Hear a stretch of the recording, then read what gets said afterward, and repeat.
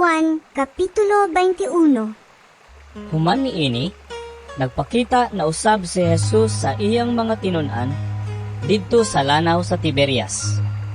Ang iyang pagpakita ingon niini.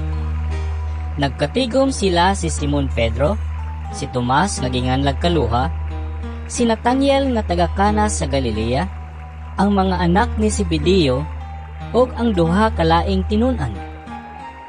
Miingon kanila si Simon Pedro, Managat ako. sila miingon. Muman kami. Busa, nangadto sila ug nanakay sa sakayan. Apan wala gayud sila'y nakuha tibuok gabi. Sa pagsubang na sa adlaw, nagtindog si Jesus didto sa lapyahan, apan wala makaila ang mga tinun-an nga si Jesus di ay kadto. Unya miingon siya kanila. Mga anak, nakakuha ba kamo? Sila mitubag, Wala gayud. siya miingon kanila. Itaktak ang inyong pukot tapit sa tungo sa sakayan. Ug makakuha kamo. Busa, nitaktak nila ang ilang pukot ug wala na sila makadaog pagbira niini kay daghan man kaayo ang ilang nakuha.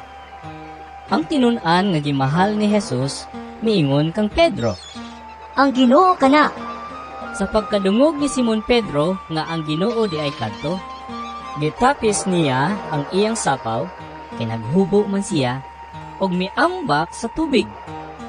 Ang ubang mga tinun-an nangadto sa lapyahan, sakay sa sakayan nga nagdira sa pukot nga puno sa isda. Dili kaayo sila layo sa lapyahan, mga 90 ka metros lamang. Sa pagkawas na nila, nakita nila didto ang usa ka tapok sa binagang uling nga may isda nga gisugba ug may paan usab. Unya miingon si Jesus kanila. Pagdala kamo diri og pipila ka buok isda na inyong nakuha. Busa mikawa si Simon Pedro o gibira niya sa lapyahan ang pukot nga napuno sa mga dagkong isda, 153 kabuok ang tanan. Apan bisan pa sa kadaghan sa ilang nakuha, wala gayon magisi ang pukot. Unya miingon si Jesus kanila.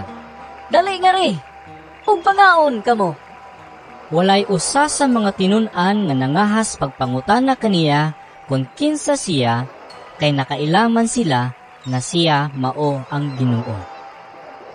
Busa miduol si Jesus ug gikuha niya ang paan ug gihatag kanila. Gihatag usab niya ang isda. Ikatulo kining pagpakita ni Jesus ngadto sa mga tinun-an human siya mabanhaw.